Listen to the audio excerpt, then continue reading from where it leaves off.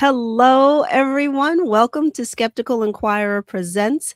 This is a series of live online presentations from experts who are devoted to advancing science over pseudoscience, media literacy over conspiracy theories, and critical thinking over magical thinking. I'm your host, stand-up comedian, author, and conference host, Leighann Lord. Now, in June, I had the pleasure of emceeing SciCon's 50th anniversary in Buffalo, New York. It was amazing. Great guests, fantastic presentations, like so much information, so little time.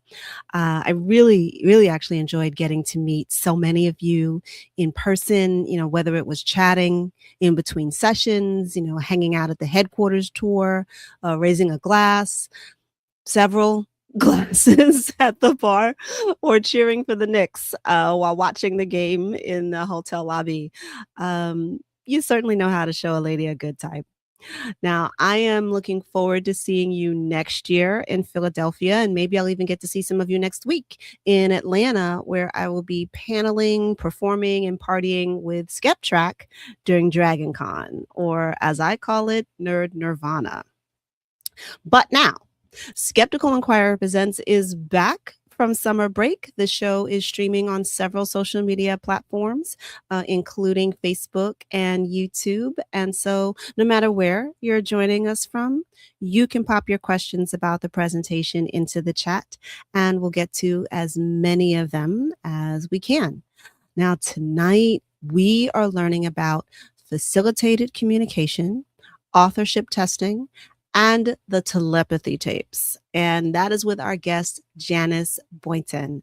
Now, just to give you some context and some background here, when Janyce participated in reliability controlled authorship testing for facilitated communication, we'll call that FC here on out, and that was back in 1993, little did she know she would still be talking about her experiences in 2026. Now, after the testing proponents of the technique said she was poorly trained, a bad facilitator, now they're saying her student was telepathic. They were not. Janyce was there. So, what really happened? To date, Janyce is one of the few facilitators anywhere in the world to publicly acknowledge her role in producing facilitated communication messages or to speak out against the use of FC. Janyce Boynton now, she is an artist, an educator, and an advocate for evidence-based practices in the field of communication sciences and disorders. She's co-founder of facilitatedcommunication.org. Congrats on securing that domain name. Now, the website is dedicated to educating people about the dangers of FC and its variants. A weed by any other name, such as spelling to communicate or the rapid prompting method. Now, her story as a former facilitator was featured on Frontline's Prisoners of Silence, which I watched earlier. And in 2023, she received the James Randi Education Foundation Award for her work in the field of skepticism. So please welcome tonight's guest, Janyce Boynton. Janyce. Hi, thanks so much for having me. I appreciate it.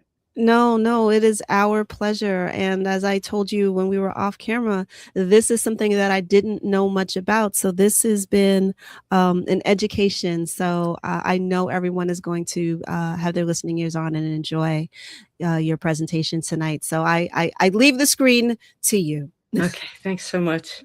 You're welcome. As I was preparing for this talk, I was thinking about how sad it is that we couldn't be spending the evening with experts like Howard Shane, Catherine Beals, Ralph Schlosser, Bronwyn Hemsley, and so many others, and I apologize for leaving some people out, discussing the amazing evidence-based technologies and advances that have been made in the field of speech-language sciences and disorders. Since I was involved with it in the early 1990s, a lot has changed. Part of that's because I'd rather be behind the scenes than in front of the camera, to be honest. But as you'll see, the FC case I was involved with in 1993 keeps cycling back into the conversation even after 30 plus years.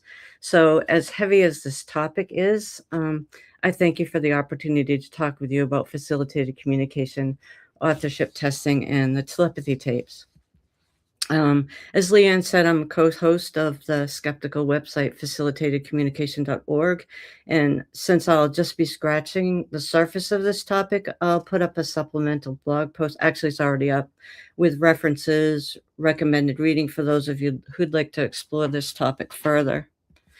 My goals for tonight is to define FC and identify its characteristics, discuss the purpose of authorship testing and how proponents have responded to the evidence over the decades. And when I say decades, that should give you a clue about how they've responded. How the testing in the telepathy tapes compares with reliably controlled FC authorship testing.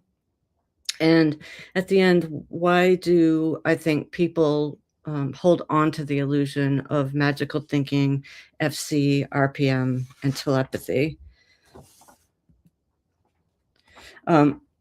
As I talk about facilitated communication over the next few minutes, I'd like you to think about some of the claims being made by people who believe or would like you to believe that ESP is a savant skill that allows non-speaking individuals with profound autism to see through their facilitator's eyes to spell out letters on a letterboard using remote viewing, decode hieroglyphs, and spell out words in a foreign language without being taught that language, put their hand on a book and absorb information in it without knowing how to read, sometimes even without opening the book, diagnose medical issues in themselves and others, and not because they've gone to medical school, but because they have access to all the world's knowledge by telepathically transporting themselves to a place called the Hill. When I talk about FC, S2C, and RPM, I'm referring to no-touch forms of facilitated communication, but as you'll see, they're all facilitator-dependent techniques that rely on the presence of a facilitator who uses physical, visual, and/or auditory cues to support their clients in selecting letters on a keyboard or a letterboard. None of these techniques have any reliably controlled evidence to back up proponent claims that facilitator-dependent techniques lead to independent communication. The first part of my talk is FC heavy, so please bear with me. California just passed a bill that allows FC to be considered a valid form of inclusive communication, and this opens the door to these techniques being used in the public schools and paid for by insurances, including Medicaid and Medicare.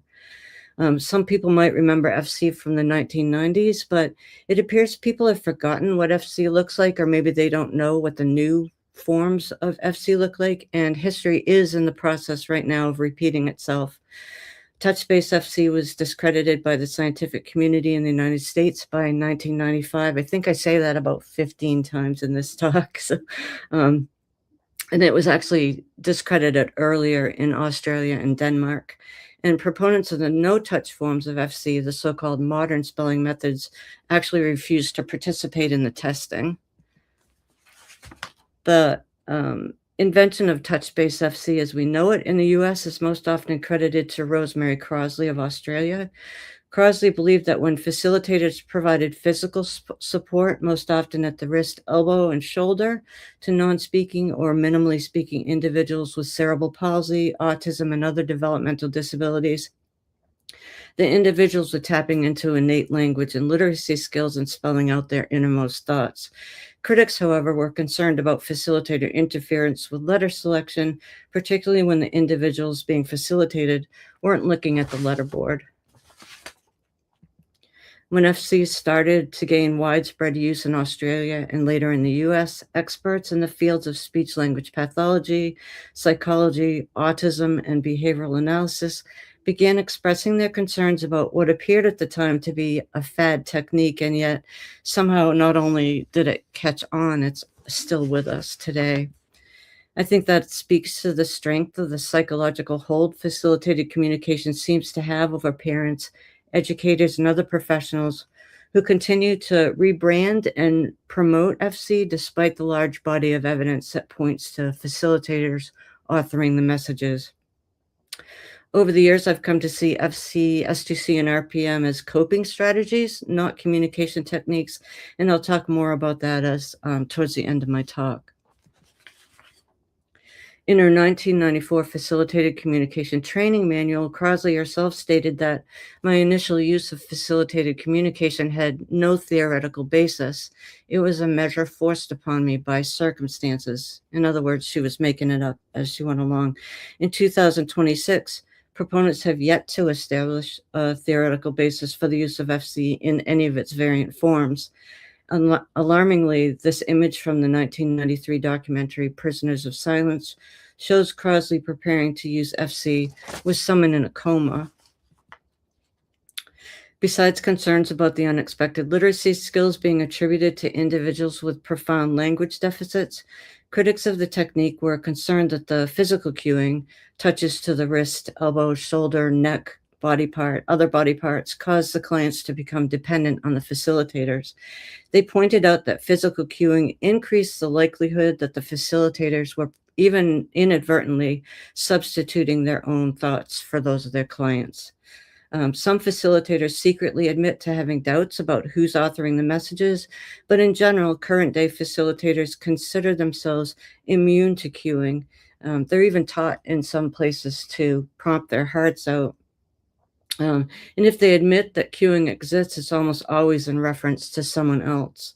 Proponents of FC and telepathy claim their clients, those with profound autism, transmit words to the facilitator telepathically so that the facilitator knows what letters to help them spell out.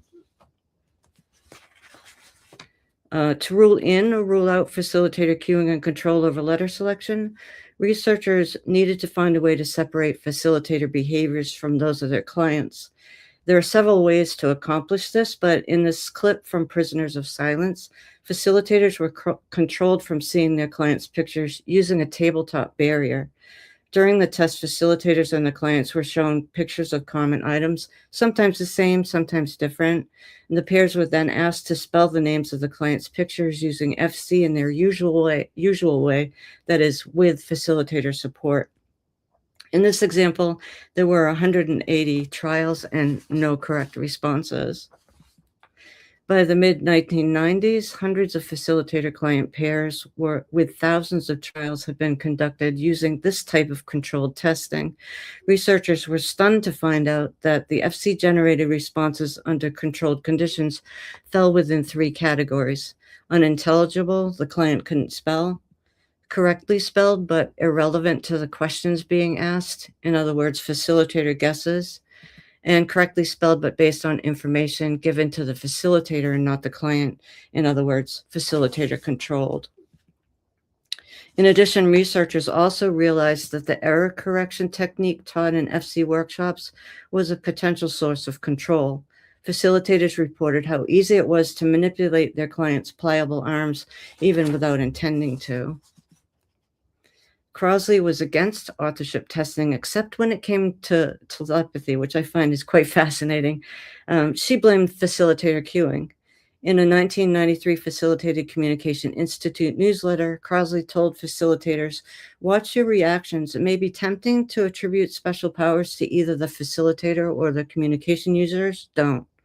It'll be more empowering in the long run to encourage ordinary interactions, to let a person know how much you value his or her thoughts. Don't overinterpret. If the meaning of the message isn't obvious, ask the person to clarify. Making sense out of nonsense will impose your meaning on the typist's message. If a message appears to be telepathic, always ask yourself what you could have done differently as a facilitator to encourage the person to type his or her own thoughts." She also encouraged people to reduce support, encourage eye contact with the keyboard, avoid anticipating words, watching one's language, making sure the person being facilitated was communicating his or her own thoughts. Crosley also addressed the issue of telepathy in her 1994 FC training book. In any instance where paranormal abilities are suggested for or by a communication aid user, the first step should be to examine the facilitation process closely, both to see if a mechanism for transmission of information can be discerned and to see if the level of facilitation can be reduced. Sadly, Crosley didn't take her own advice when it came to reliably controlled testing for individuals falsely accused of abuse via FC-generated messages. In 1992, Paul Heinrich wrote about the Carla case in Australia, one of the first false allegations of abuse cases using FC-generated messages. The case involved Crosley and 8 of her trained facilitators. Eventually, it was determined that Carla was unable to understand and use written language as a form of communication, and that the messages had been produced not by her, but by her facilitators.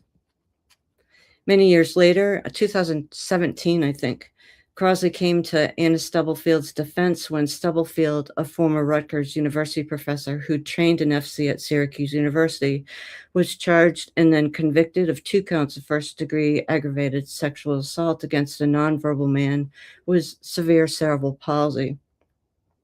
She'd used FC to, in her mind anyway, gain consent. Like in the Carla case, the individual involved in the Stubblefield case was tested using evidence-based measures and found to be incapable of communicating via written language. He communicated in other ways, but just not via written language. Unfortunately, Stubblefield's convictions were later overturned on a technicality. Rather than go through a second criminal trial, Stubblefield pled guilty to a lesser charge of third-degree aggravated criminal sexual assault and was released for time served. Like Crosley and her facilitators in 1992, I found myself in a position where my student, Betsy, appeared to have disclosed allegations of abuse against her family via FC-generated messages. I think Phil Warden, the guardian ad litem in the case, exemplifies how high the stakes were. He said, "I was most worried in my heart about were we going to do justice in this case. If the communications were real and she was being abused, the idea that on a legal technicality we might send the children back would be absolutely horrible. On the other hand, if these were not real communications, the idea that all this would happen to this family and these children on a bogus idea was unacceptable." So to my mind, the stakes were extremely high on both sides, and it was very important that we reach a quality decision based on the truth. And so what I was looking for was a clean, simple, and fairly quick way to just solve that one narrow question. Were these communications coming from the children? In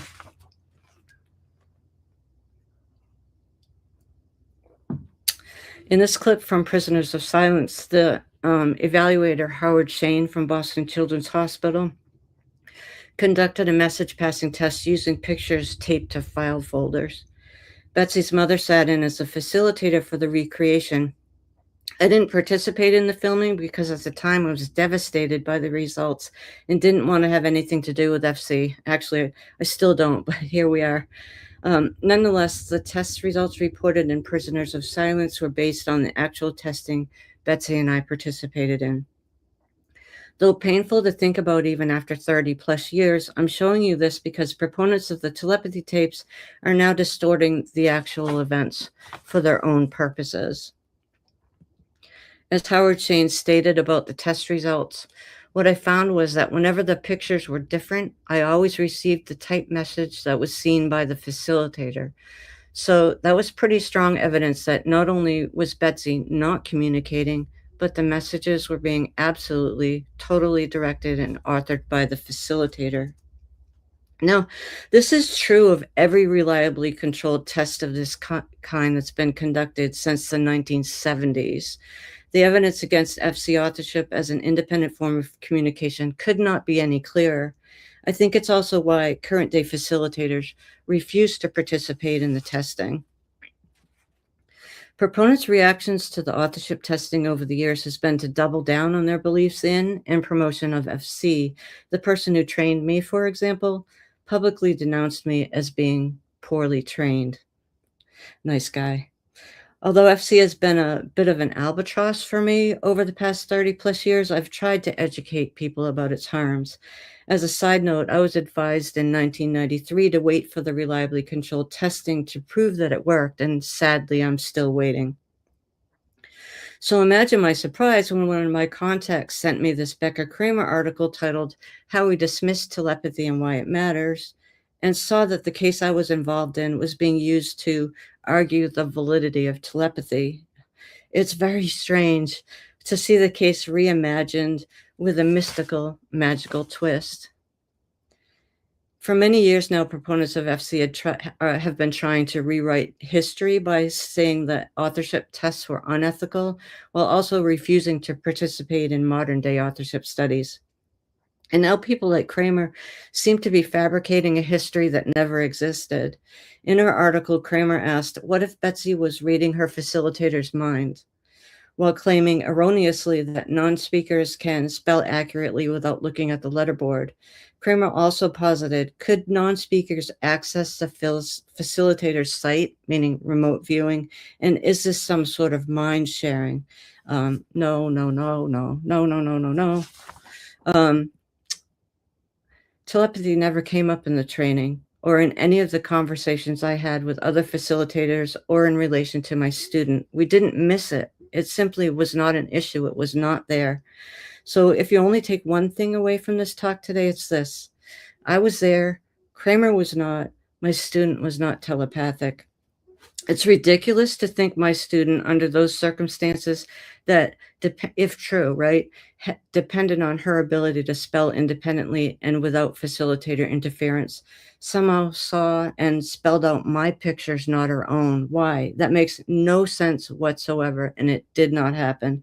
The testing showed that I was responsible for the FC-generated messages. End of story.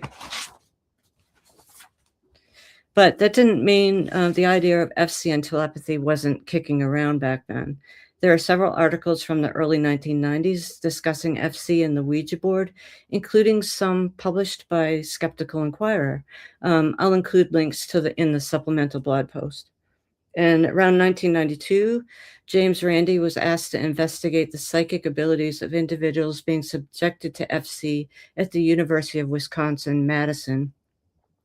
After he saw a demonstration of FC where a 6-year-old autistic boy typed out hypothalamus, Randi suggested testing for FC authorship first and then later exploring the purported telepathic abilities.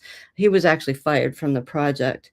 But in 2012, the JREF awarded Syracuse University the Pegasus Award for its continued funding and promotion of FC, which by then had been thoroughly discredited. In 2008, Syracuse University master trainer Marilyn Chadwick told a reporter from the Daily Orange, the student newspaper, that facilitated communication begins with a psychical, PSYCH, communication, pointing at letters, words, or typing. She went on to say that the hope is that the person will move to more advanced forms of communication without an aid or prop.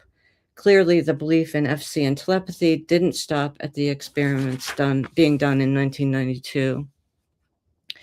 In the Telepathy Tapes, Kai Dickens and other proponents claim that non-speaking or minimally speaking individuals being subjected to FC, S2C, and RPM have evolved to the point where they don't need spelling boards at all to communicate. They're using telepathy. But these individuals use letterboards because neurotypicals like you and me still need the physical letterboard to communicate. And I'll put in a plug here for the upcoming September-October Skeptical Inquirer issue that discusses the telepathy tapes in greater detail. Two of my colleagues from the website, Stuart Weiss and Catherine Beals, are featured in the issue, and I'm honored to have an article in there as well. This is rhetorical, but did reliably controlled test results stop the spread of FC? No. Despite the strong evidence of facilitator control over letter selection, Douglas Bicklin of Syracuse University credulously adopted FC without adequately testing the technique. There's actually evidence in the literature that Bicklin knew about the problems with FC before bringing it to the United States from Australia. And as I go on, I want you to notice how much activity there's been with FC after it was thoroughly discredited in the United States in 1995. Bicklin talked about independent communication as documented in Prisoners of Silence, but he's also caught on video watching a facilitator holding onto her client's arm with two hands to select letters on a typewriter. The facilitator maintains eye contact with the keyboard while the client looks at the ceiling.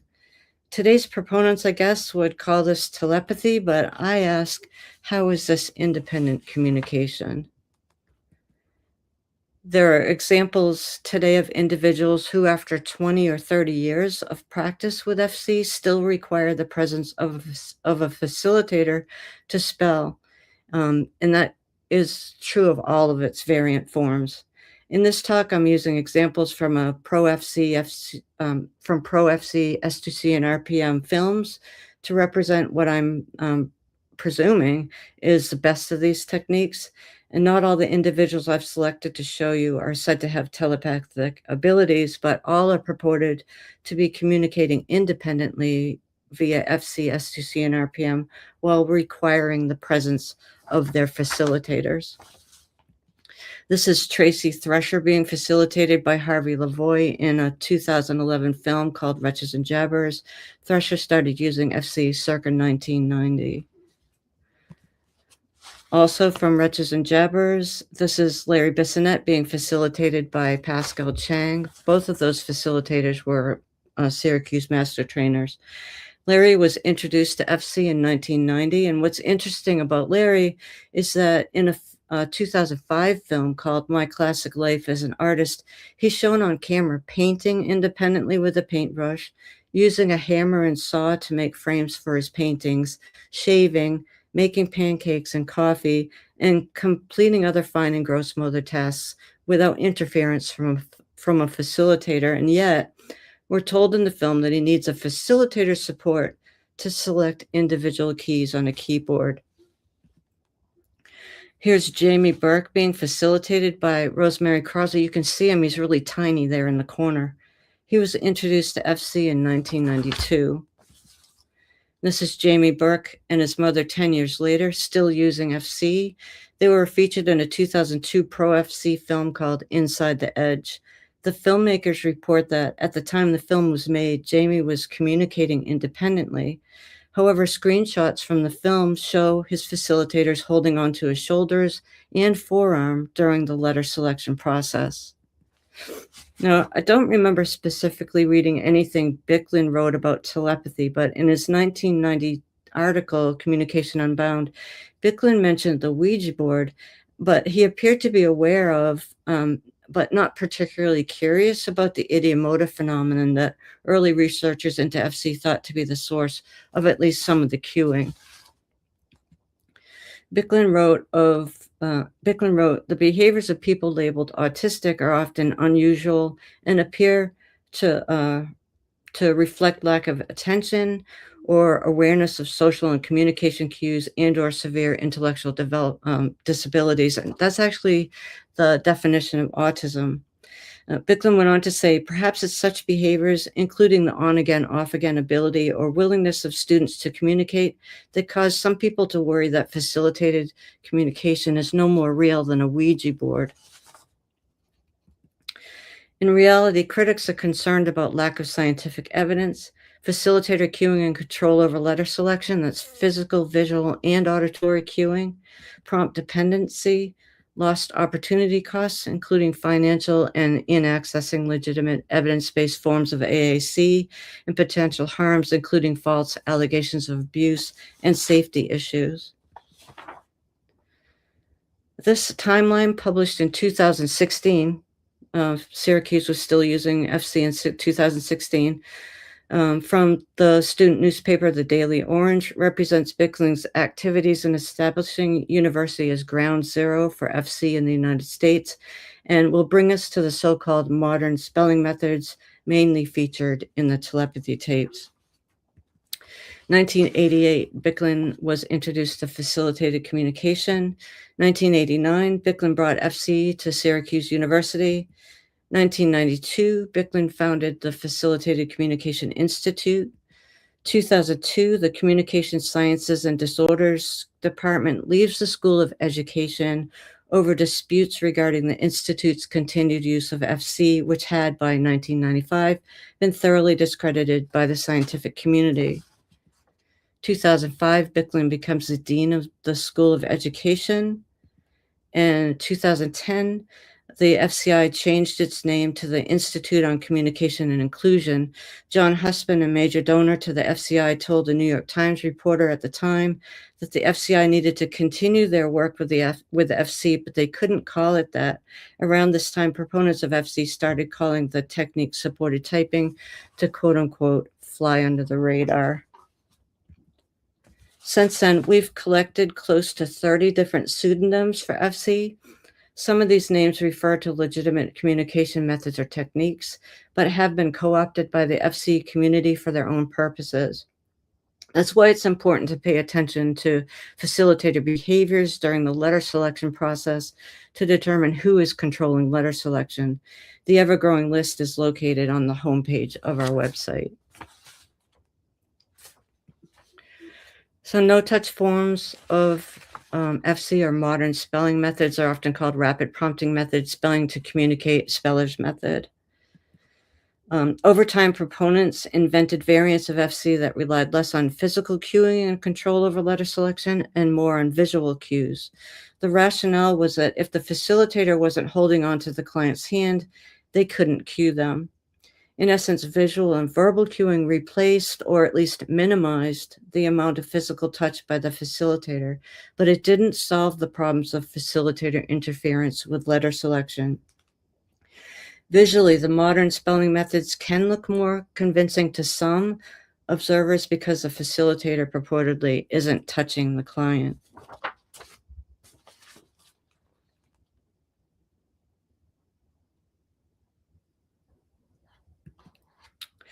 Just like the early days of FC, proponents learned to bypass the scientific community and go directly to the public, often through credulous reporting like this 2003 60-minute segment called Breaking the Silence, which served as free advertising for a variant of FC called Rapid Prompting Method, or RPM, one of the first so-called no-touch forms of FC. In this clip from a 2009 film called A Mother's Courage, Soma Mukherjee, inventor of rapid prompting method, facilitates with a student who can't speak or write in English and is not looking at the letter stencil. Soma, on the other hand, maintains eye contact with the letterboard and controls access to it. She also controls the pencil used to poke at the letters while talking incessantly, part of the verbal cueing style she incorporated into the technique. The quote-unquote independent words Keeley spelled out in the film were in English, a language he was never taught. I find it fascinating that Portia Iverson's book Strange Sun documents how Mukherjee started off using touch-based FC before inventing RPM.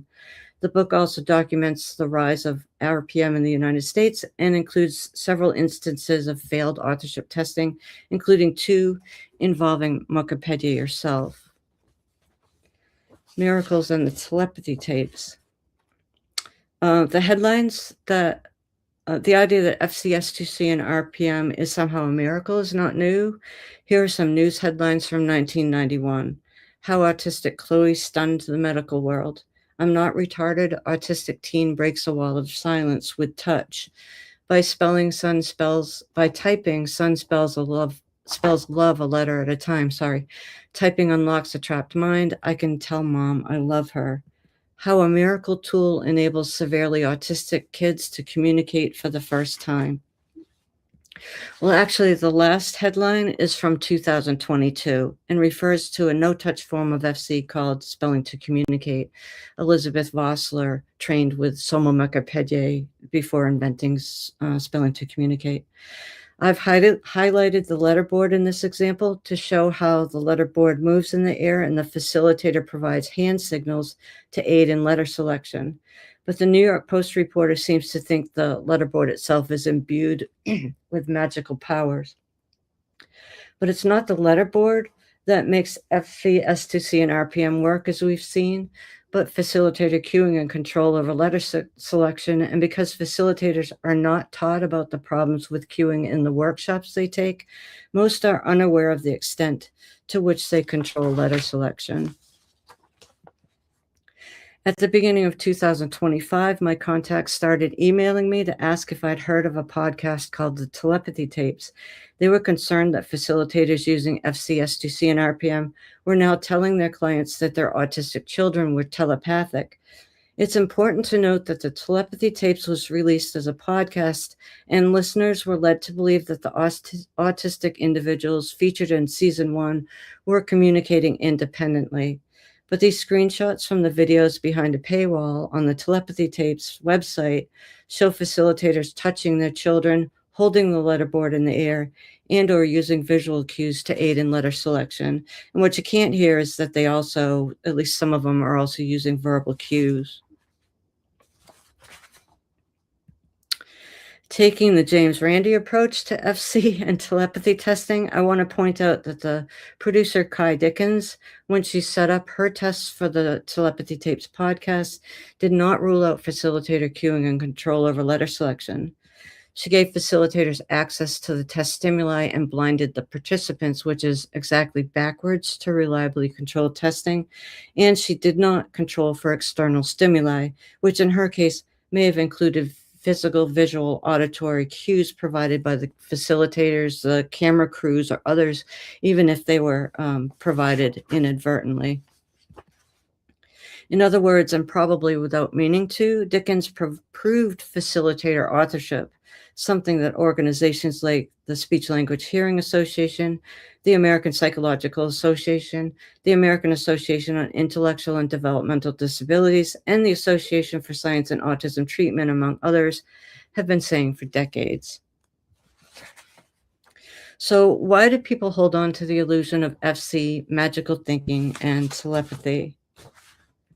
Earlier in my talk, I said that I've come to see these techniques as coping strategies, not communication techniques. And I think FC is being used to transcend or try to transcend the difficulties of living with or caring for an individual with profound autism or other developmental disabilities. Many families simply don't have the support they need to manage the complexities of 24/7 care for these individuals. When legitimate evidence-based communication techniques don't give parents what they long for, which is to connect in words with their non-speaking or minimally speaking loved ones, some turn to FC, S2C, and RPM.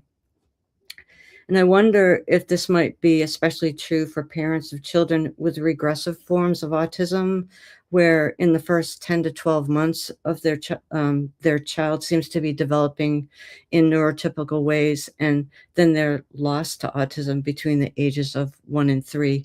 I'd be interested to hear people's reactions to that. I don't know, I'm just speculating.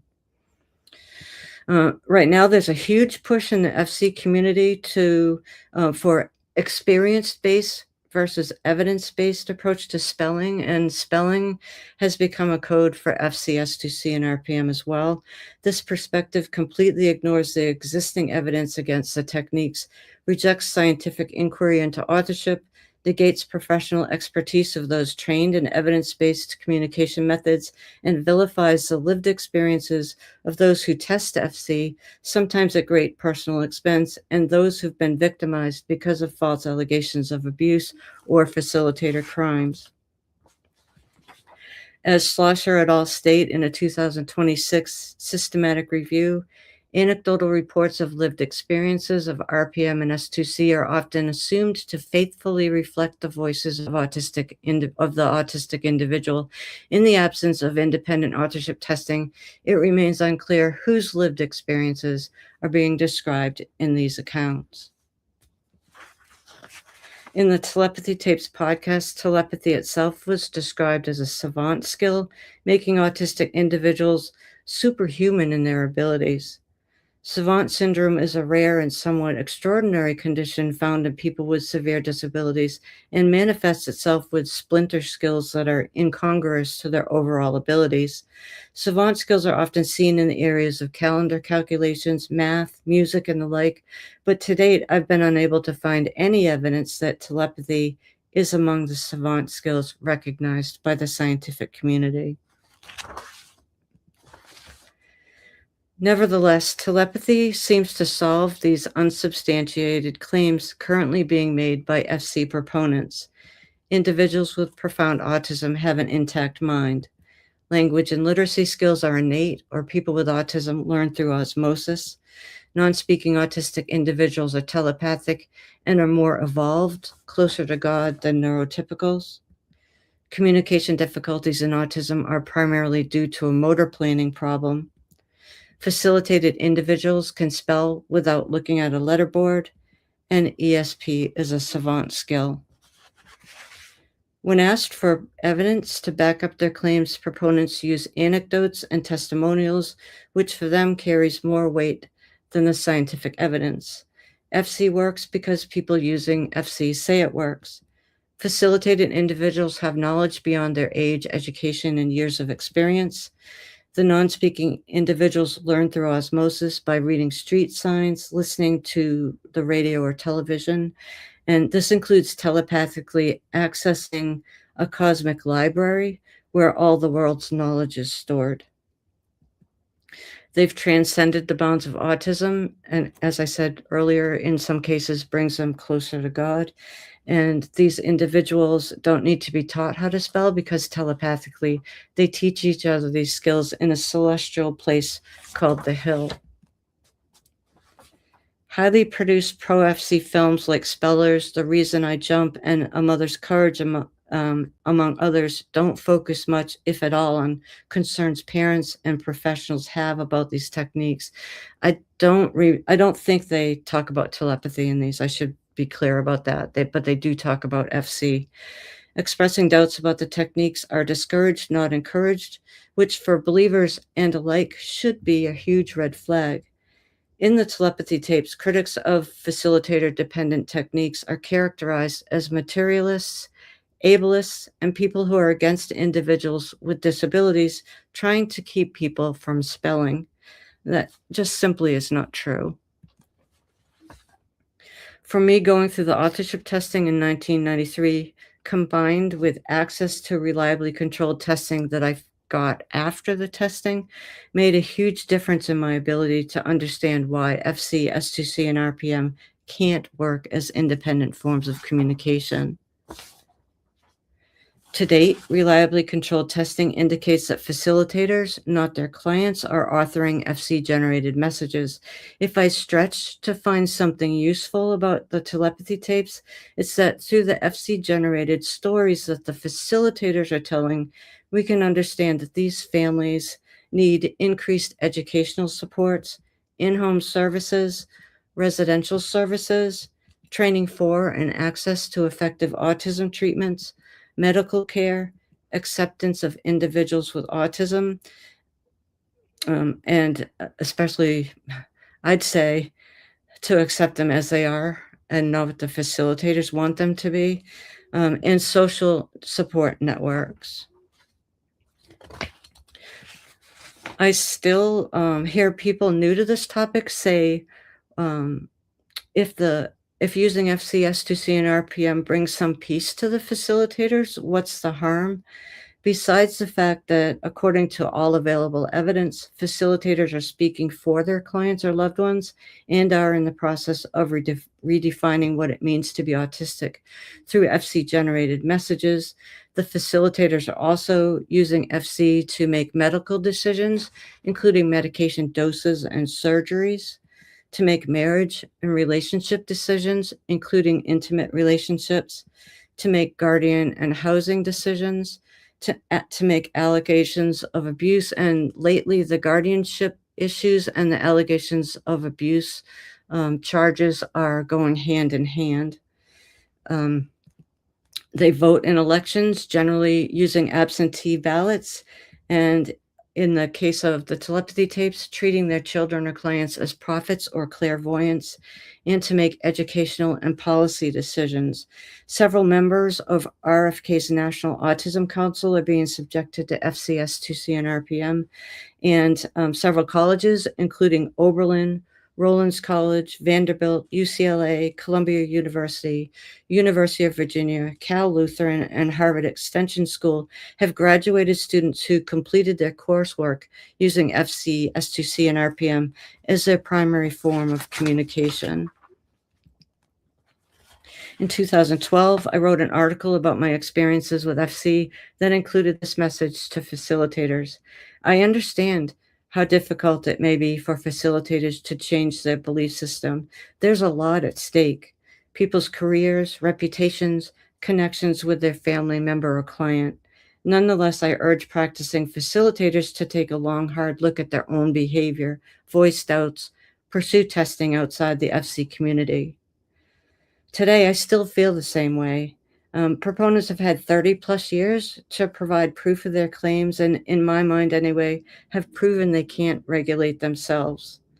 It's up to us, the critics and skeptics, to safeguard the communication rights of minimally or non-speaking people who are vulnerable to FC, S2C, and RPM and their variants. I'll close with an invitation I extend on every video I make for my YouTube channel, FC is Not Science. As always, if proponents have reliably controlled evidence that addresses facilitator cueing and control over letter selection and proves proponent claims of communication independence with facilitator-dependent techniques, please let me know. I'd be happy to review the evidence for our website. Thank you for your time and attention, and I look forward to your questions. Janyce, thank you. Thank you for that presentation. I myself have several questions for you. My jaw dropped when you said that this they passed this as legitimate. I'm paraphrasing very badly, in California. That facilitated communication is okay by them. How did that happen? Well, they get I don't know, I'm not as up on the California case, but there was a case in Maine. They were trying to get spelling to communicate into the public schools, like a pilot program. And in talking to people there was a facilitator that was promoting FC or S2C as a spelling program for autistic people. So they're not even saying what it really is. And so by manipulating the language, they're convincing people who don't know about FC or S2C that these programs are effective for individuals, and they should be used in the public schools. And the California one just passed, like a month or so ago. So they're pretending that this is a new thing. They're not calling it what it used to be called, ergo flying under the radar, and why you have that long list that you showed of the different names that they call this, so people don't necessarily know. Wow. Yep. I'm very curious, since this started or came to the United States from Australia, where does Australia stand on this? I think there's pockets of FC proponents all over the world. Yeah. Okay. They fly under the radar. That's part of their MO, is they've known about the authorship testing since the 1980s, 1970s, and they just continue using it, but very quietly in these pockets. The telepathy tapes, for whatever reason, the times we're in, which are crazy in a lot of different ways, seems to have like empowered people to come forward and promote all kinds of crazy ideas, not just FC and telepathy, but in this case, yeah, it's sort of reignited the topic. I get it. I am a podcast person myself, both producer and avid listener, and there's some things that can slide under the radar. I hate that we keep using that phrase. My apologies. When you're only hearing the story, something like this needs to be seen as well to really give you the full picture. I'm very curious how I wasn't exactly clear on how the rapid prompting method works. Okay, so with touch-based FC, I'll just compare and contrast. With Yes, touch-based FC, the please. facilitator is holding onto the person's wrist or elbow or shoulder. Mhm. So with rapid prompting method and spelling to communicate and spellers method, the facilitator holds a letterboard in the air, and Okay. the person with who's being facilitated points a finger towards the letterboard. And so um, visually, that might look more independent, but the facilitator is moving the letterboard around in the air to touch the person's finger You're rather right. than rather than having the letterboard on a stable surface and the person touches Mm. the letterboard's waving around in the air. So And it's they're just a u different way. Okay. they use both physical, visual, and auditory cueing for rapid prompting method, but it's less physical touch on the shoulders or whatever than the traditional touch-based form of FC. We when we were talking before the program started, you you made a point of saying that many of the people who come to this as facilitators, um, they were really trying to do good, Yeah. you know, and they also come perhaps not knowing the Mhm. history of this, that they're actually really trying to help a vulnerable population, a desperate population, you know, parents who want help, families who want help.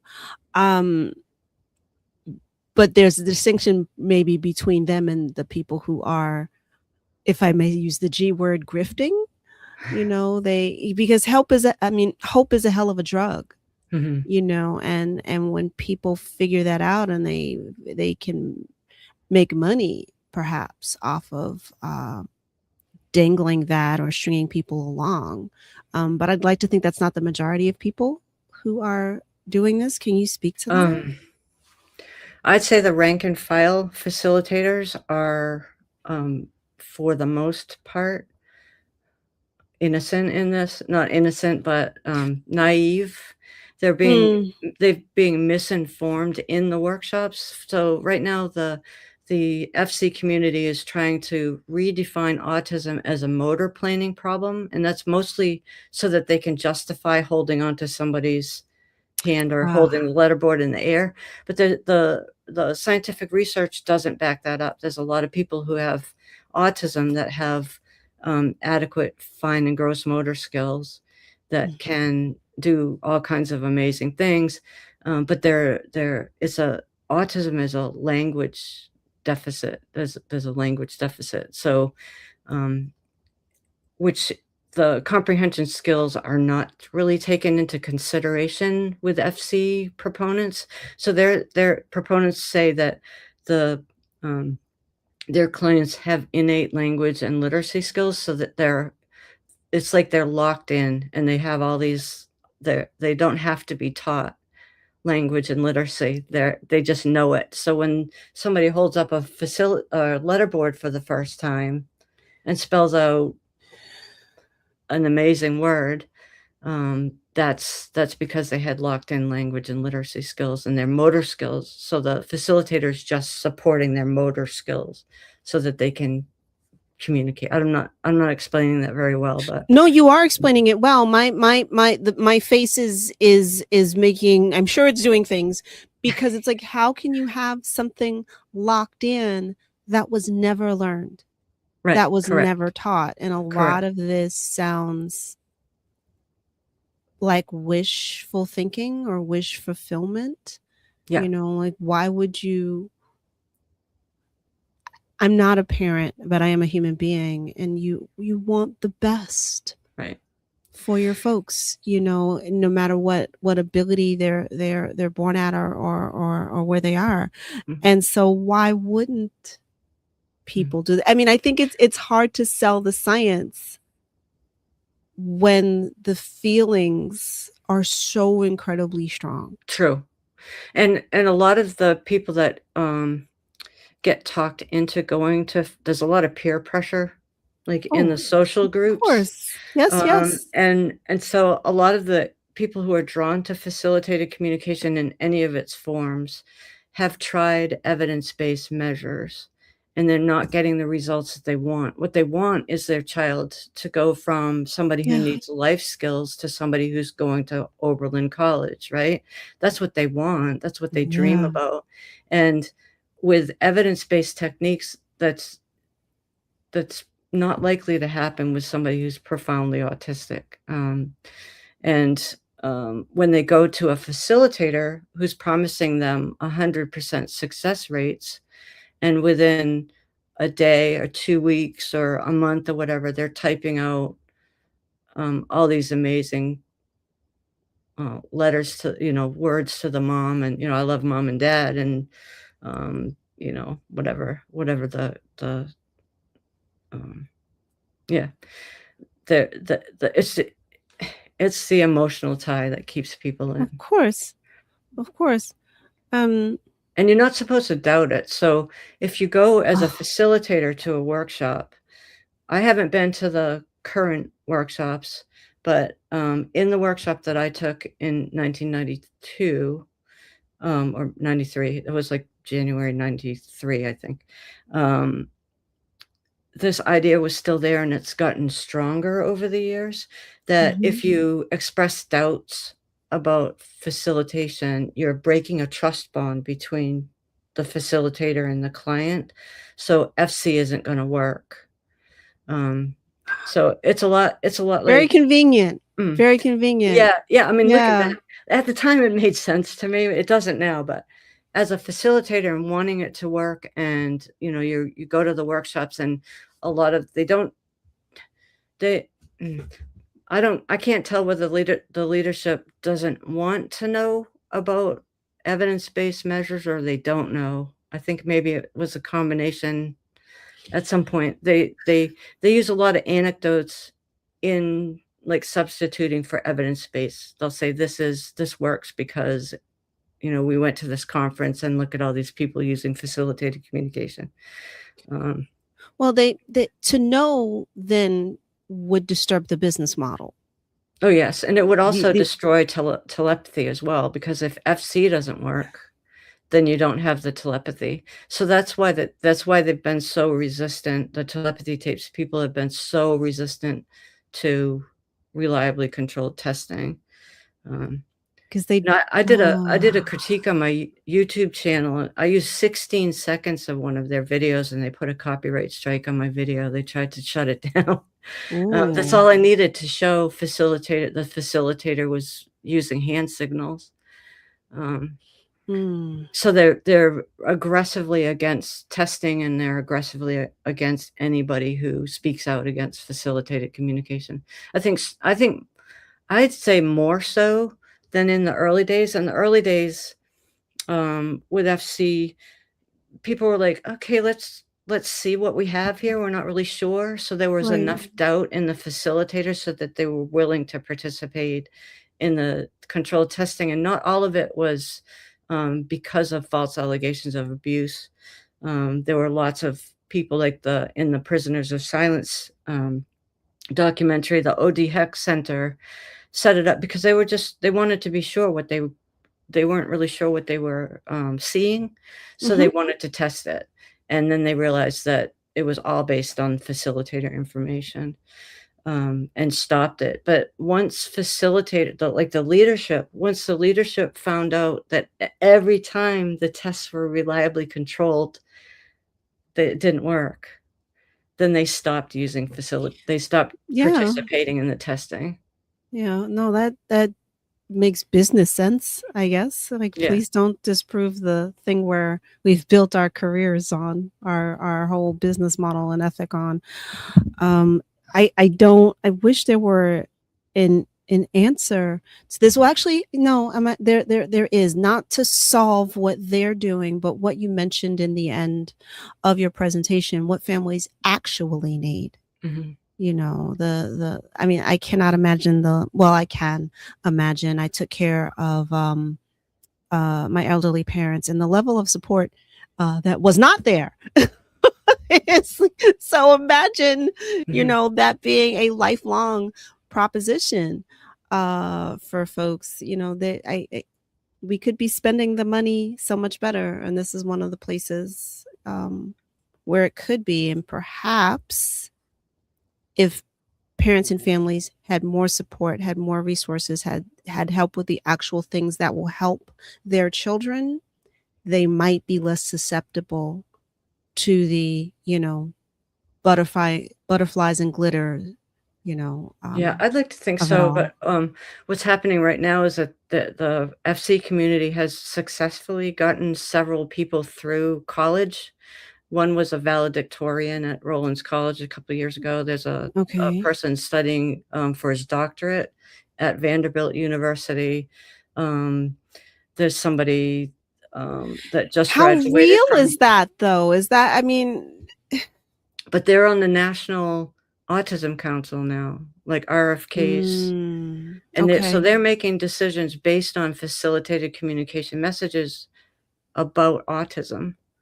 Like they're redefining what autism is based on FC generated messaging, which I find really concerning. And everyone's going to think that they are the exception, that they're the, why wouldn't they? Right. And they Why? won't test it. That's the thing. They won't. No, yeah, that's, ugh, I don't know what the answer. I mean, like, there's been really good people working on this for 30 plus years, and it's right. still, you know. And you're one of those people. I will also add that, y'all, if y'all want to see that frontline special, it is online. I know we have a dead internet theory going on here, but you can watch that on PBS Frontline. It is an interesting watch, and we are at time. So Janyce, I wanna thank you. I know this is not the work you necessarily wanted to be No, doing or no, it isn't. imagined that you would be doing. Heavy lies the head that wears the crown, Yeah. so Well, to it's speak. important work, like, Yes. many times I've talked to people, and it's like I could walk away, but I can't walk away in some ways, it's like Yeah. Oh, I know the somebody has feeling. to speak out, like, Yeah. and yeah. You could, but you can't, and Yeah. we're grateful. Yeah, thanks. But everyone, I want to, as we wrap this up, I want to say if you missed any of tonight's presentation, it's been recorded and you can watch it on our YouTube channel. And my thanks, of course, to Skeptical Inquirer, to CFI, and of course to all of you in the audience for choosing to spend your time with us. My name is Leighann Lord. À la prochaine. See you next time. Good night.